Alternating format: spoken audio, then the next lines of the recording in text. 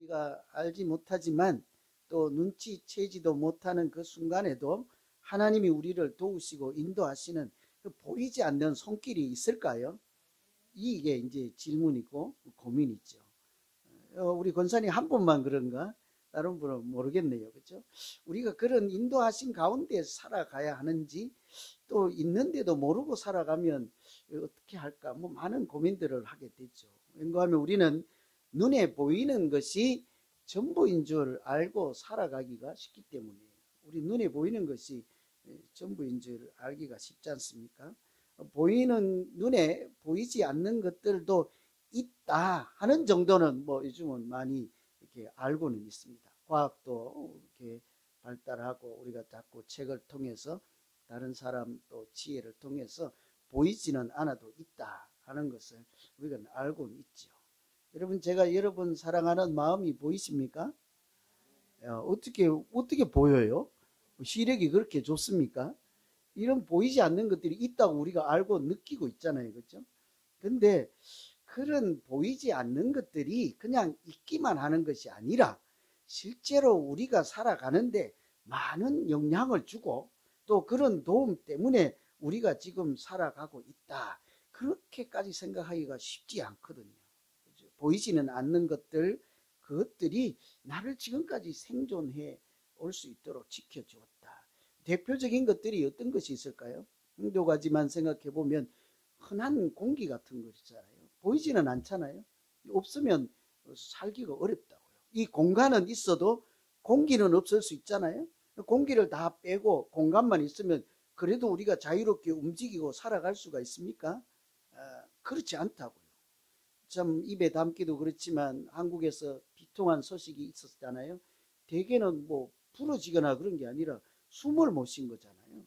이렇게 서로 탁 포개졌으니까 공기가 차단됐을 거 아니에요. 질식해서 안타까운, 그것도 뭐 지금 제가 얼른 확인해 보니까 150명 중에 100명이 20대래잖아요. 얼마나 그래요. 젊은 안타까운 일이 있었잖아요. 그 공기가 사실은 보이지는 않는데 우리를 살아 있도록 지금도 돕고 있는 중이라고요. 그죠? 공기가 우리가 미워서 이 방에서 싹 빠져나가면 어떡하지? 그런 걱정들도 한번 해봐야 돼요. 그죠? 공기가 나 미워서 우리 안방에서 싹 가서 우리 집사람 있는 거실로 나가면 나는 어떡하지? 이런, 그렇단 말이에요. 우리 느끼지도 못하는 중에 그렇게 우리를 돕고 있는 아주 고마운 존재들이 있거든요. 여러분, 혹시 요즘은 그런 소리를 들어보았겠습니다만, 꿀벌이 사라지면 사람도 죽는다, 얘기 들어보셨어요? 뭐 벌 한 마리 없어지는데 사람이 사라지나요? 개미가 없어지면 인류가 멸종할까요? 제가 오늘 여기 원고에 없습니다만 문득 그런 생각이 들더라고요. 요즘 가끔 제가 개 얘기하잖아요. 강아지. 얼마 전에 뒷마당에서 얘가 꿀벌을 잡는데 나가면 할 일이 없어서 꿀벌 잡느라고 그러다가 한 번은 쏘여가지고 죽는다고 날뛰고 그러는데, 그때 제가 꿀벌 잡는 걸 도와줬거든요. 쫓아내요. 근데 이제는 꿀벌 잡기만 하면 강아지를 야단을 쳐야 되겠어요. 고통을 쳐야 되겠어요. 이 꿀벌이 있어서 인류가 멸종하지 않고 살아남는 데잖아요. 잘 이해가 안 가요. 뭔 소린가 싶잖아요. 그죠? 그 꿀벌이 어쩌면 우리 강아지보다 소중할 수도 있다고요. 인류를 지탱하는 보이지 않는 도움의 손길이니까.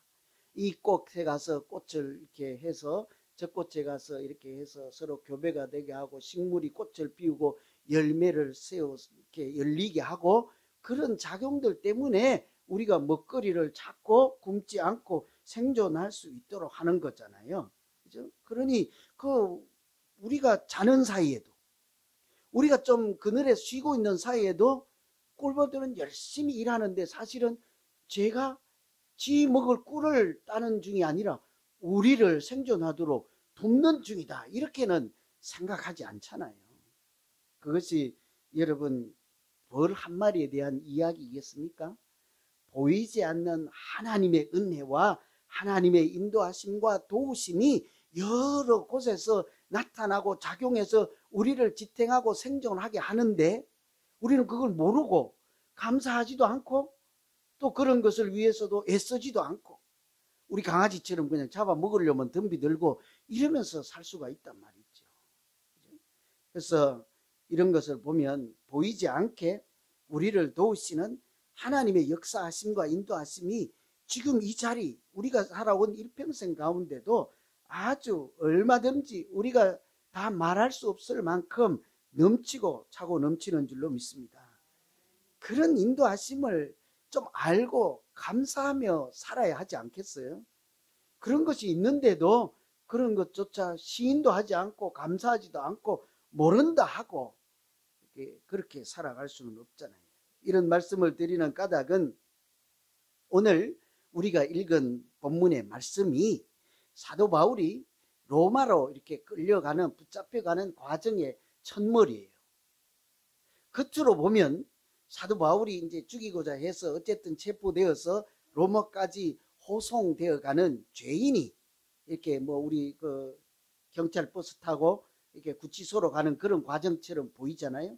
그런데 그 안에는 보이지 않는 하나님의 인도하심과 도우심이 있어서 죄인으로 사도 바울이 로마까지 끌려가는 것이 아니라 하나님께서 하나님의 군대를 보내서 하나님의 역사를 이루기 위해서 인도해 가시는 은총의 과정이라 할 수 있는 거예요. 그래서 이것은 바울의 이야기가 아니라 하나님의 이야기라고 할 수 있는 거죠. 잘 읽어보면 그런 것이 숨어 있다는 말씀인 거예요. 오늘 사도 바울뿐만 아니라 우리 일생 살아가는 과정에도 하나님께서 우리가 눈치채지도 못하게 아주 숨어 있는 상태에서 우리를 도우시고 인도할 줄로 믿습니다. 어떻게 할까요? 좀 알아야 되지 않겠습니까? 그래야 하나님이 인도하실 때 아멘하고 또 아닌 것 같은데도 용기를 내서 그 길로 우리가 갈 수 있기 때문이에요. 숨어있는 하나님이 인도하심을 있다는 사실도 알고 좀 아닌 것 같지만 믿고 믿음으로 갈 때 하나님께서 그 고난의 터널을 잘 통과할 수 있도록 도우시지 않겠습니까? 어떻게 하나님이 그렇게 우리를 보이지 않는 가운데서도 인도하실까? 때로는 고난을 바꾸었어요. 그 고난이, 우리가 당하는 고난이 오히려 하나님이 사용하는 도움으로 이렇게 바꾸어 주십니다. 고난이 겉으로는 고난인데요, 하나님이 그것을 도우심으로 바꾸어 주신다고요. 23절에 보시면 백부장 둘을 불러 이르되 밤 제3시에 가이사라까지 갈 보병 200명, 기병 70명, 창병 200명을 준비하라 이랬죠. 이게 무슨 소리입니까? 한마디로 말하면요, 군대를 동원하라 이런 얘기예요. 군대를 동원하라. 바울을 죽이려고 하는 음모가 있다는 소리를 듣고는 로마 천부장이 하는 말이 470명을 준비해라. 뭔가 좀 이상하지 않습니까? 한 사람 누군가가 좀 다른 사람에 의해서 죽임을 당할 강도 만날 일이 있다 하는 소리를 듣고 4명, 5명, 뭐 1명도 아니고 470명이나 되는 군대를 준비하라. 어떻게 이런 일이 있을 수 있을까요? 아마 이게 위에 다른 지휘관이 들으면 야, 너는 한 사람 지키려고 그냥 대대를 움직이냐 이런 얘기를 할 거잖아요. 군대를 움직이는 것은 쉬운 일이 아닙니다. 그죠? 범인 한 사람이나 또 무슨 일을 하기 위해서 군대를 움직이는 것은 그 나라에도 군사 총사령관의 승인이 있어야 될 것 아닙니까? 그런데 한 사람을 죽인다는 이야기를 듣고 그것도 40명이 사도 바울을 죽인다 하는 음모가 있다 하는 얘기를 들었단 말이에요. 40명이 모여서 대단한 그런 결단을 하죠. 나는 저 사도 바울 죽이기 전까지는 먹지도 마시지도 않겠다 하고 마치 애국지사 같은 그런 결단하는 조직이 있다는 소리를 듣고 그때 470명이라는 군대를 동원하라 하는 거예요. 뭔가 아무리 생각해도 이상하다는 말이죠.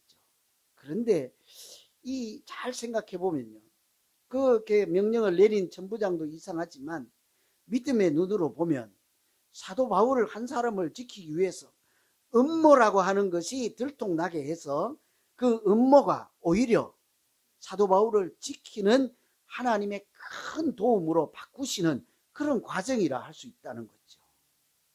40명이 이제 죽이려고 할 때 그 10배나 되는 470명. 그것도 요즘으로 치면 보병이 있죠. 기병이라 하면 옛날에는 전차부대라고 생각할 수도 있으니까 요즘으로 하면 떡 그렇지는 않지만 이렇게 탱크를 준비하라 이런 얘기랑 같단 말이에요. 그렇게 큰 군대를 준비하는 것이 사람이 하는 일이라고 할 수 있을까요? 그 전부장이 뭔가를 잘못 판단해서 너무 과장해서 한 일이라고만 해야 할까? 아니면 음모를 도움으로 바꾸는, 죽이려고 하는 그 나쁜 악당을, 그 악한 계획을 오히려 도움으로 바꾸시는, 역전시키는 하나님의 은혜이지 않을까? 여러분은 어떻게 생각하십니까? 만일 사도 바울이 그런 사실을 듣고 동네에 가서 나 좀 살려주세요, 도와주세요 소리친다 하면 동네 사람들이 몇 명이나 나오겠습니까? 한 10명이라도 나오면 그래도 많이 나왔다고 하겠잖아요. 그런데 군대까지는 아무래도 동원할 수는 없는 노릇이지 않겠습니까? 그래서 이것을 사람이 하는 일이다, 아니면 좀 더 크게 보아서 로마 군대가 하는 일이라, 그 정도도 이렇게 결론을 내리지 못할지, 하나님이 오히려 바울을 위해 그 바울이 처한 모든 상황을, 악한 여건을, 그 악한 환경을 선으로 바꾸시고 죽이려고 하는 음모를 오히려 로마로 가는 길을 열어주는 은혜라, 이렇게 해야 되지 않겠습니까? 왜냐하면 하나님께서 사도 바울에게 그렇게 했잖아요. 너는 장차 로마에 가서도 복음을 전해야 하리라. 하나님께서 말씀하셨으니까 사도 바울이 여기서 잡혀서 죽게 한다면 하나님의 말씀과 하나님께서 말씀하신 그 예언의 말씀이 숲으로 돌아갔잖아요. 어떻게 해서든지 하나님은 그 사도 바울을 살리시고, 뿐만 아니라 어떻게 해요? 로마까지 무사하게 도착할 수 있도록 하나님이 도우시고 인도해 주셔야만 그 말씀이 현실로 이루어지지 않겠습니까? 그래서 사람이 꾸미는 악한 계획이나 음모도 하나님은 오히려 반대가 되게 하는 것이죠. 도움이 되게 하셨던 것이죠. 고통이 때로는 은혜가 되기도 한다는 말이에요. 얼마 전에 제가 우연한 기회에 한 사람 이야기를 들었는데요. 그 사람 이야기가 오늘 본문하고 자꾸 이렇게 연결이 되었습니다. 개그맨 하던 사람인데 한 10년을 잘 나갔대요. 개그맨 하면 한 프로그램 가지고 몇 년 하잖아요. 10년, 20년 하잖아요. 근데 한 10년 동안 잘 울고 먹고 하고 있는데 어느 날 하루아침에 그 프로그램이 없어졌다는 거예요. 유능한 사람이고 유명한 사람이고 많은 사람을 웃기던 사람인데 재주도 있어요. 그런데 어찌합니까? 방송국에서 프로그램 자체를 없애버리니까 이 사람 하던 일이 하루아침에 없어진 거예요. 해고당한 거나 마찬가지예요. 자기가 할 수 있는 것은 사람들을 웃기고 개그맨으로 사는 것인데 할 수 있는 일이 아무것도 없어서 하루아침에 그냥 자괴감을 느끼고 사는 게 뭘까 하는 생각을 하게 되었다는 거예요. 무능력한 자기를 본 거예요. 지금까지는 텔레비전 화면에 나가서 화려하게 사람들이 뭐 알아주고 사인해달라고 했는데 자기가 하던 프로그램 없어지니까 자기는 아무것도 아니라는 사실을 알게 된 거죠. 어떻게 해야 되죠? 그 사람이 그래서 이제 먹고 사는 게 문제가 아니고 인생이 뭔가를 고민하기 시작하는 거예요. 그래서 그 길로 그냥 모든 일을 중단하고 고민을 하면서 다시 학교를 갔대요. 공부를 시작해. 경제란 무엇인가? 투자란 무엇인가? 그저 덤벼들어서 돈 벌어서 어떻게든 먹고 살아야지가 아니라 인생이 뭘까? 개그맨으로 다른 프로그램 가서 출세를 해야지가 아니라 그 잘리는 그 순간, 일이 없어지는 순간, 자기가 무력하다는 사실을 알게 된 순간 자기가 정신을 차렸다는 거예요. 그냥 우선 당장 돈을 어디 가서 더 벌까가 아니라 인생이 뭘까? 경제란 뭘까? 투자란 뭘까? 그래서 이 사람이요, 몇 년 동안 그런 고민 끝에 지금 와서 하는 말이, 세상에 이 사람이 어떻게 된 줄 아세요? 이제는 개그맨이 아니라 100억 자산을 울리는, 이렇게 운영하는 자산 전문가, 이렇게 됐어요. 100억. 그 사람들이 와서 물어요. 그때 당신이 유명할 때 벌던 돈과 개그맨 할 때 지금하고 수입이 어떻습니까? 지금은 손 하나 까딱 하지 않아도 그 유명한 개그맨 할 때 벌어들이는 수입이 저절로 들어옵니다. 이렇게 됐어요. 돈 많이 벌었다 하니까 쫑긋하죠, 그죠? 나도 물어보고 누군지 이따 물어볼게요. 그런 생각 들잖아요. 제가 돈 많이 벌었다는 이야기를 하고자 하는 것이 아니라 일이 없어졌을 때 자기가 유능함에도 아무것도 아니라는 사실을 알게 되었을 때 실패라고 하는 그 순간 좌절을 느낄 때 해고를 당하였을 때 이제 인생이 끝장났다 할 때 그런 것이 오히려 이 사람을 완전히 다른 길로 새 사람으로 살아가게 하는 동기가 되어 주었다는 거예요. 하나님을 믿는 우리도 하나님이 인도하실 때 마찬가지이지 않겠습니까? 우리가 살다 보면 이런저런 고통과 어려움과 고난과 이런 것이 있고 내 혼자 스스로 해결할 수 없을 것 같은 그런 어려움을 당할 때라도 하나님께서 보이지 않고 내가 느끼지 못하는 순간에도 그런 것을 오히려 역전시켜서 보이지 않는 손길로 도우시고 인도하여서 오늘 우리가 은혜로 지금까지 살아온 줄로 믿습니다. 앞으로도 마찬가지이지 않겠어요? 그러니까 앞으로도 우리가 살아가는데 우선은 1차적으로 보이지 않는 하나님의 손길이 역사하여서 내가 알지 못하고 눈치채지 못하는 중에도 나를 도우시고 인도하여 주실 줄로 믿습니다. 이렇게 기도하며 승리하는 우리 모두 되기를 소망합니다. 틀림없어요. 여러분, 우리가 그런 인도하심이 없이 어떻게 지금까지 살아왔겠습니까? 그렇죠? 우리 각자가 그런 이야기 할 것이 많을 거예요. 하나님이 나와 어떻게 동행하시고 보이지 않는 가운데 인도하셨는지. 두 번째는요, 그런 순간에 하나님께서 길이 막히면요 더 큰 길을 열어주시고 인도해 주십니다. 막히면 우리는 끝장이라 생각하잖아요. 우리의 인생의 끝장났던 순간을 얼마나 많이 경험했습니까? 한국에 있는 그 분하고 내가 어제 통화를 했는데 그도 그래요. 제가 이렇게 목회하던 신실한 분들이었거든. 꼿꼿이도 하고 남편은 성실하고. 그래서 어느 날 하루아침에 도박에 손을 대가지고 집을 한 채, 두 채, 세 채 해가지고 쟤는 미국에 있으니까 어떻게 직접적으로 도움을 주지 못하니까 제가 아주 친한 신실한 믿을 만한 교역자를 한 명 붙였다고요. 자기 교인도 아니에요. 저 인생이 망가지니 네가 가서 도와주라, 후배니까 믿을 만해서. 그래서 지금 그분 가정을 잘 케어하면서 왔는데 어제 통화를 하는데 한 2년 조용히 있다가 또 손을 대갖고 또 한 채 또 날렸다니. 어디서 아파트는 자꾸 나오는지 자꾸 다 인간으로 취급도 안 하는 이제 내가 이제 욕을 막 대신 막 포부됐는데 그런 중에도요 우리가 그런 길을 경험을 하잖아요. 그죠? 그 가정도 지금 무너져서 막 끝장났다 순간 있잖아요. 그래도 살 길은 있죠. 어떻게 해요? 보이지 않는 순간에 우리는 잘 몰라서 끝장났다 하는 순간에도 하나님이 그 가정을 끝났다 하지 않으면 그 가정은 다시 하나님께서 보이지 않는 역사로 일으켜 세워줄 줄로 믿습니다. 이게 우리 살아가는 어리석은 인간들이 살아가는 모습이지 모양. 오늘 24절에 보면 바울을 태워 총독 벨릭스에게로 무사히 보내기 위하여 짐승을 준비하라 이러잖아요. 이 천부장이 이 바울을 태워서 데리고 갈 짐승을 준비하라 그런데 제가 한 구절을 뺐어요. 거기 보면 벨릭스에게 보낸다. 우리가 눈여겨볼 것이 바로 벨릭스라는 이름입니다. 이 사람은 총독이에요. 로마에서 파견된. 식민지를 통치하면 자기 나라가 있고 왕이나 대통령 그 본국에 있고 식민지에 파송을 해서 그 나라를 왕을 대신해서 통치할 최고 지도자를 보내잖아요. 우리가 일제 경험을 해서 잘 알잖아요. 일제 총독 와서 대한민국 그 왕궁에서 살잖아요.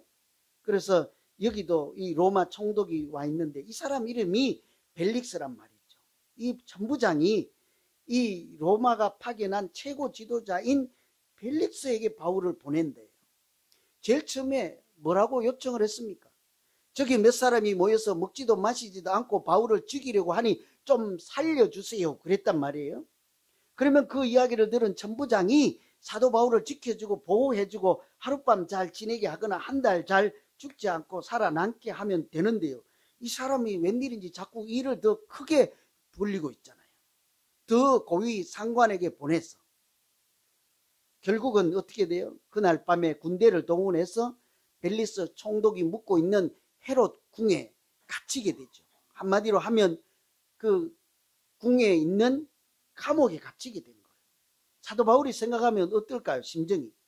내가 죽지 않고 깡패들로부터 험한 꼴 당하지 않게 보호해 달라고 했더니 저놈들이 나서 갖고 군대까지 동원해서 나를 감옥에 쳐넣었다. 이렇게 된 거죠. 지켜달라고 했더니 지들이 선수 쳐가지고 감옥에 집어넣고 이제 꼼짝달싹도 못하게 한 꼴이 된 거잖아요. 여러분 어떻습니까? 사도 바울이 발이 묶여서 감옥에 갇혀서 더 험한 꼴이 되었습니까?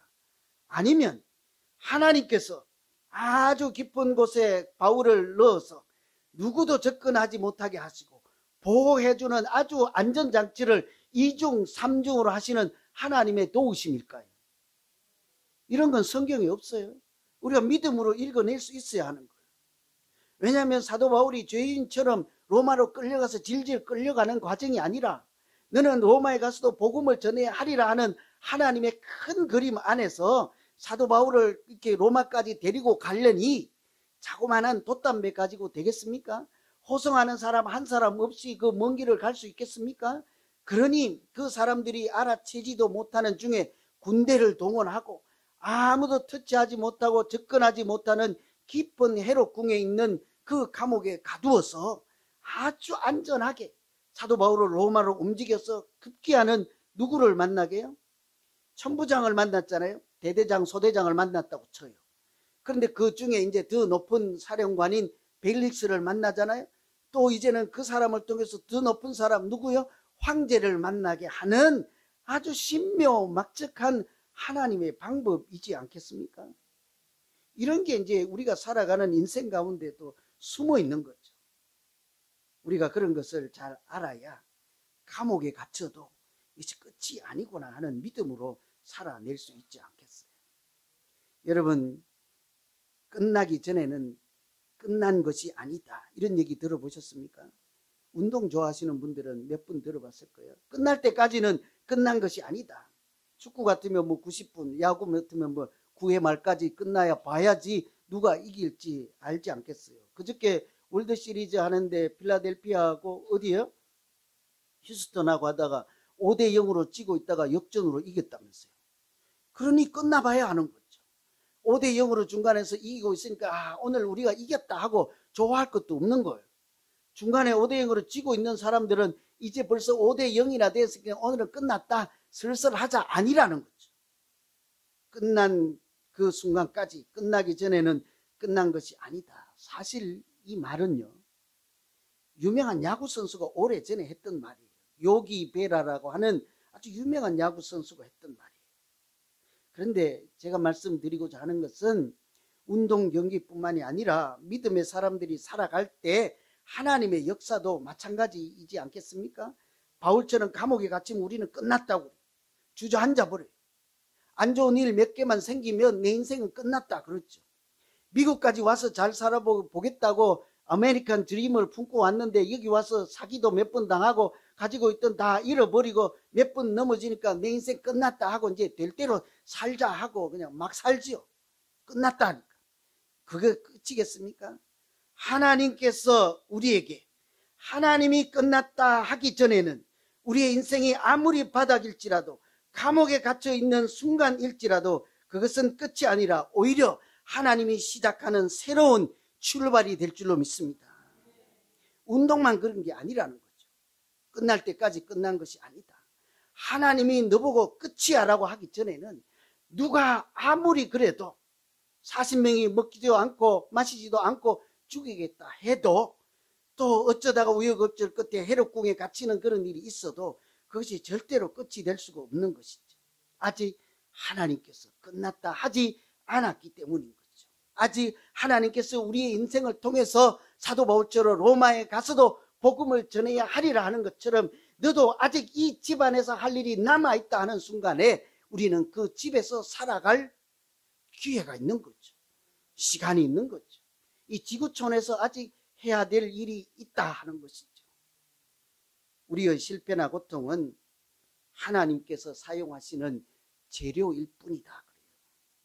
우리는 실패, 고통, 감옥 이러면 끝장이다 그랬잖아요. 하나님은 오히려 그런 고통까지도 사용하셔서 하나님이 우리를 도우시고 인도하는 재료로, 재료가 뭐예요? 재료가 건축할 때 벽돌 이런 걸 재료로 하잖아요. 그죠? 그것이 우리 인생을 세워가는 하나님이 사용하시는 은혜의 재료라는 거예요. 뭐가요? 실패라도 고통이라도 감옥이라도 때로는 사람들끼리 싸우는 그것이라도 하나님께서 사용하시면 그곳에 얼마든지 은총의 역사가 나타날 줄로 믿습니다. 말씀을 정리합니다. 요셉이 감옥에 갇혀 있다, 종으로 팔려서 갇혔잖아요. 만일에 거기서 도망가기라도 했으면, 감옥에 있기 싫으니까, 그랬으면 그 고난, 감옥을 사용해서 황제인 바로를 만나게 하는 이런 일은 일어나지 않았을 거 아니에요. 우리도 마찬가지. 우리 고통, 실패, 고난이 있으면 당장 그거 해치우고 없애려고 하고 도망가려고 하죠. 그런데 오늘 말씀 따르면 어때요? 그것이 하나님이 사용하시는 은총의 재료도 얼마든지 될 수 있다는 사실을 알 수 있다는 거죠. 만일 우리가 그 바닥에 있을 때 사탄이 가까이 오면 이런 소리 할 거예요. 너 이제 끝이야. 끝장났어. 너는 여기서 두 번 다시 못 일어나. 이런 소리를 속삭이지 않겠습니까? 사탄은 우리에게 그런 것을 오히려 크게 부각시키죠. 우리가 한 사람 싸우면 이런 소문 날 거예요. 예수사랑 비전교회는 모든 교회가 싸우느라고 정신없어. 이 난장판이야. 이런 소문 낼 거예요. 사탄이 하는 소리. 하나님은 뭐라고 하겠습니까? 그렇게 있을 때. 아니야. 이 실패는 끝이 아니라 새로운, 내가 준비한 새로운 시작의 출발일 뿐이야. 이걸 무슨 소리 듣고 사실래요? 무슨 소리? 이건 끝이야 하는 소리. 사탄의 소리입니까? 아니면 끝 같은데도, 내가 보기에도 그런데도 하나님이 아니하고 새 길을 열어주시는 출발을 기대하고 소망 가운데 살아가는 것이 믿음으로 살아가는 우리들 모습이어야 될 줄로 믿습니다. 그래서 오늘 우리가 고통이나 실패, 고난을 무조건 도망가거나 없애거나 그렇게 하기 이전에 그것까지도 하나님께서 은총의 재료로 사용하셔서 고난이 끝이 되지 않게 하시고 하나님께서 얼마든지 역전하여서 우리를 믿음의 길에서 이탈하지 않고 자녀로 살아가는 길에서 다시 한번 용기를 내시고 담대하게 또 승리하며 살아가는 우리 모두 되기를 간절히 기원합니다.